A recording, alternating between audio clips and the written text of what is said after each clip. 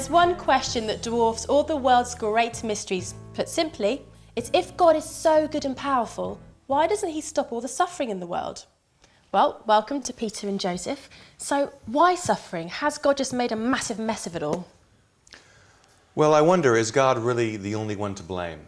For instance, you think about all the landmines that are scattered all over different parts of the world that have been left behind by people. Landmines that blow off, the legs of children and adults alike. Can we blame God for those? The world spends something like $780 billion a year on warfare, when just $8 billion a year would feed the world's hungry. What about on a more personal level?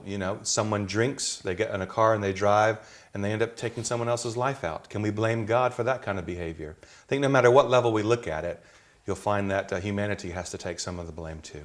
So you're saying God's not to blame, but we are? Yeah, and that's also on a bigger global scale, if we get to the heart of it. Gemma, let me take you back to the first book of the Bible, which tells the story of creation and what God made. And there in those pages you read that what God made was good, was perfect, was magnificent, was balanced, was in harmony with itself. And then into that setting, the first humans rebelled, stamped their foot, said shan't. And there was a great shuddering. It was like being in a car driving at 100 miles an hour forward and suddenly putting the gear into reverse. And there was a huge crunching and screaming and yelling in the universe. It's hard for us to get our mind around it, but it's a real picture of what happened. Everything that had been at peace with itself, in harmony, was suddenly wrecked and destroyed, and things went out of kilter. And so what we see today in our world of disasters and so on stems from that first humankind saying, we're going to do it our way. But surely if God is God, he could create things with no pain. Well, God wants to treat us with respect and dignity. If God put us in the world where we were controlled and pre-programmed to love and to be nice and so on, we'd be like robots. Do we really want to be forced to love one another and to behave in certain ways towards each other? It would be nice if we did that automatically out of choice, but when you take that free will away, you have something that's less than human, certainly not made in the image of God. And we think about, okay, someone who does something really evil, something that's wrong, God, why can't you just snuff them out? Take them out of the picture, that way, we can live at peace. Well, the problem is, have you ever done anything wrong to hurt somebody? Would you be on somebody's snuff out list? I know that I'd be on lots of people's snuff out list. I don't think that we want that to come around so that in the end we all get snuffed. Okay, well, you've given some good answers, but still, why is there so much suffering then? And that's a big question. And I think to begin with, we have to say, are we only going to be happy to have a relationship with God and have faith and trust in him when we have the answer to every single question in the universe?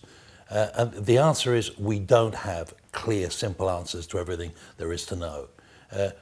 Following Jesus and having faith in him doesn't follow dotting all the I's, crossing all the T's, ticking all the boxes. That's not how it is. Faith is about taking what we do know and trusting it into the hands of a future which we sometimes don't understand. Let me tell you about my son, Aaron, when he was 4. He's an accident-prone child, all right? He's in our backyard, he's running, he falls, he catches his eyelid on the arm of a garden bench, tears the eyelid. Within minutes, we're in the emergency room. They've decided they're going to stitch his eye.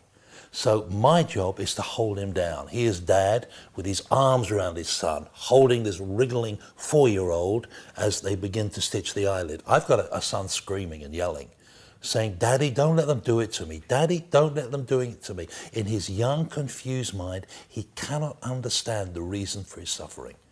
And I, as a father, am crying because I'd love to be able to give him an answer, but he doesn't have the capacity to understand. And when I left that hospital, as I drove away, it was as though God said to me, do you know what? There are times in your life recently where you have been crying, you have been struggling, and I've been holding my arms around you, and I have cried too, and would love to have explained it to you, but you didn't have the capacity to understand. Okay, so we might not understand why it is that we suffer, but it just sounds like God's leaving us to suffer on our own. No, I don't think that God is at all leaving us to suffer on our own. Even what Peter was just sharing about how he felt God speaking to him about suffering with him, we see that demonstrated in the life of Jesus. Don't forget that Jesus is God come to earth, God and man together in one person.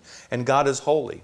And as God walking the earth, Jesus lived among people who were suffering. He lived among the presence of sin and all the wrongdoing and things that people were going through. That was not part of God's plan A. So he's having to suffer the presence as a holy God of things that are wrong. He was suffering not only the presence of wrongdoings, but of watching people diseased and decaying and death itself. All these things that were not plan A that Jesus had to be in the presence of. That's why we see Jesus doing miracles. That's why we see Jesus touching lives. That's why we see Jesus raising the dead. Because he's suffering the presence of things that he did not intend originally in creation.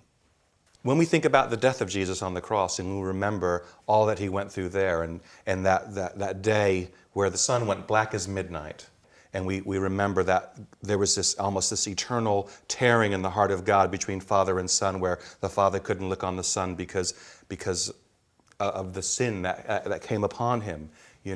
We again think of the pain that Jesus suffered and the fact that there was this forsakenness where he cries out, my God, why have you forsaken me? God knows suffering. God has experienced suffering, and I believe that God suffers with us. And that's a comfort to me, because even though I'm a follower of Jesus, I'm still going to go through suffering. But the fact remains is that I also go to a God who suffers with me. I go back to Jesus on the cross, and there I know that he carries my pain. There I know that he's with me, and he's with me now. So it's not that I'm alone, and it's not that God doesn't suffer. God is with me, God is helping me, even through the suffering. And hopefully, I believe that even through that, he's bringing good out of it. Okay, well, thank you both. So, what do you think? Are there answers we couldn't understand if God gave them to us?